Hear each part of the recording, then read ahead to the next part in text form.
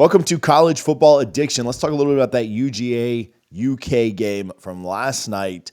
A game that, man, felt like you might get an upset, felt like you had a chance for it, but Kentucky just could not do enough, right? UGA struggled offensively. I understand that. That's no shot at Kentucky. Kentucky did a very good job defensively and really forced them into a lot of things that they didn't want to do. I didn't think Beck was especially, accurate. I didn't think the offensive line was great. Running, ETN looked good at times. But man, just Kentucky was getting kind of what they wanted. And that's a tough place to play, but it was weird because, and you can't play the transitive game, but just last week, South Carolina went in there, dominated South Carolina with a good game as well that we'll talk about in another video. But, I didn't understand, really how Kentucky was staying in the game as much as they were. Kentucky was a fumble machine, and I think only lost one of them, but was fumbling all over the place, and was kind of lucky to jump back on them a ton. But man, with all that luck, I almost wish that Stoops would have been a little less conservative. To me, that is the lasting impression. And Georgia fans, Kentucky fans, feel free to hit the comments. I'm happy to hear what your thoughts are on that. As good as Kentucky played, as well as they were prepared and were ready to go and all those things, it just felt conservative to me. It just felt like we're going to settle for three here. We're going to settle for three here. We're going to settle for three here. And sometimes they had to, right? Like sometimes they were in fourth and like there was no, you kick a field goal in the situation, right? Georgia kicked field goals too. But man, to think that you're going to field goal Georgia to death, it seems like a wild strategy. And I'm sure that's not what Kentucky wanted to do. And man, they had a chance late and they got it kind of into scoring range. And man, maybe one more, field goal obviously would have done it. But man, you're towing such a thin line there. And I thought two places especially they were conservative. And then a third one I'll bring up in a minute. But if you're watching this, Georgia fans, Kentucky fans, we'll do this all year long. Make sure that you're subscribed here to College Football Addiction.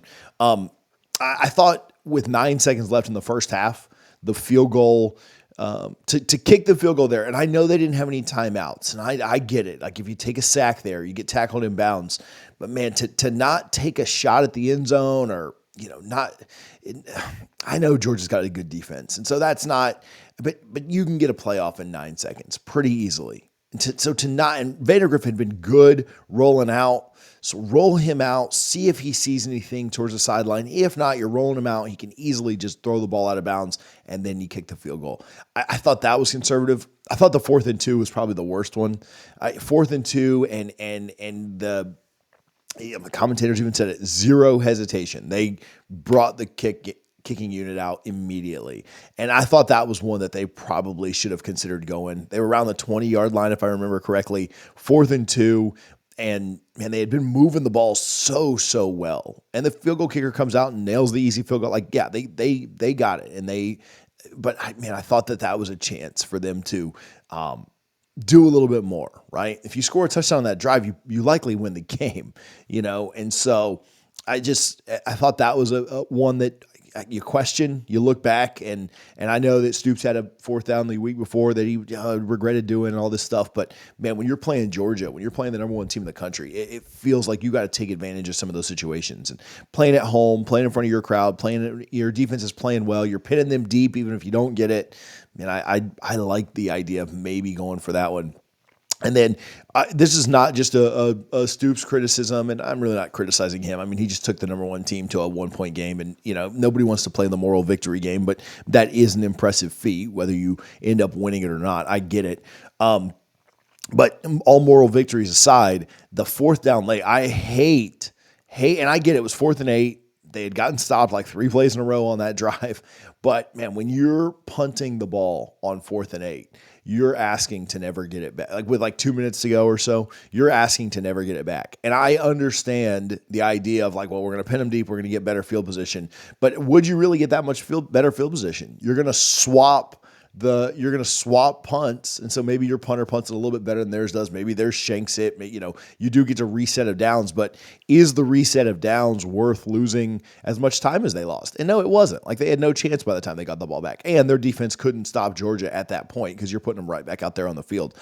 I'm not saying that they pick up the 4th and 8 there late, but I think coaches mismanage that quite often.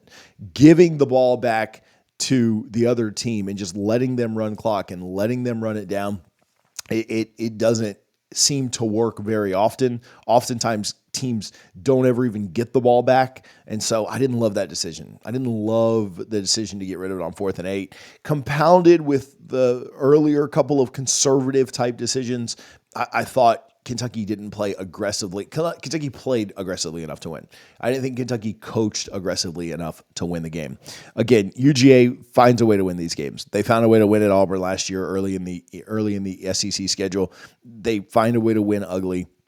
You know, they didn't score much in the first half against Clemson. Their offense wasn't rolling this game either, but they find ways to win ugly. Georgia's, now got to go and play probably their biggest game of the year. I mean, they got to go to Texas, and that's going to be a big one. But obviously, Bama coming off the big win at Wisconsin. UGA's got some work to do this weekend. UGA, or in 2 weeks, sorry. UGA got Bama coming up, and that's going to be a big one for them. Both teams on a bye next week, right? So that's what they have to prepare for, to get ready for. Certainly what Bama has to get ready for, to prepare for. And man, you wonder with both teams, UGA kind of struggling with Kentucky, Bama struggling with USF a couple of weeks ago, but then throttling Wisconsin. Who's in a better spot for this game right now? I don't know, but I believe I'm going. I do know the game's going to be phenomenal. You could throw everything else out the window. These two teams are going to get up for each other, and I expect Georgia to play better. I expect Bama to play really well. In the preseason, I picked Georgia to win this game. I really don't know what I think about this game right now, and I kind of have 2 weeks to kind of figure out my thoughts on it, I guess. But what's next for UGA is massive, and credit to them, man. Kentucky could never put them away, and Georgia wasn't going to be put away. Georgia was going to stay in this thing, and they were always going to have a chance, and they were always going to have a shot, and they were always going to be right there at the last minute. And massive credit to them. They found a way. And it never felt like they were out of it, because they never were out of it. And you never are out of it with Carson Beck and that defense and that running game. You're going to have a chance in a lot of games. And if teams don't put you away, if Kentucky had converted a couple of those field goals to touchdowns, if Kentucky didn't have the fumble that put Georgia in prime scoring position, they ended up holding them to 3. But obviously that 3 was huge. That was, a big difference in the game. So if things change just a little bit, Kentucky might be able to get it done, but UGA just too talented if you're not going to put them away, if you're not able to put them away. Whether you want to put that on conservative play calling, whether you want to put that on mistakes. I thought Vandegrift played well. It had to be slightly better for Kentucky to pull off an upset. Moral victories suck. I'm not going to play that game with Kentucky. Good job keeping it close. Good job. They played well. They played close enough to well enough to win. Not quite well enough to win, but you got to get them next time. It's a situation where you want to be proud that you didn't get blown out, and Georgia certainly could have gone in there and done some work to make that like a laugher, especially considering what South Carolina did the week before. But Kentucky played well. Nobody cares about moral victories, right? Like, you go home with a loss. You wanted to win the game. And so it's frustrating, I'm sure, for Kentucky fans. You felt like you were right there. Georgia fans breathe a sigh of relief. They stay undefeated. Are they still the number one team in the country? Do they retain that? Probably. I don't necessarily know that anybody else overtakes them. Texas played an absolute nobody yesterday. So I think so, but we'll find out a little bit more in 2 weeks, and we may have a new number one team after that. So appreciate you guys for tuning in. College Football Addiction. Hit the subscribe button. Going to talk about Bama and Wisconsin in another video. If you want to catch up on that, you can click the screen right now.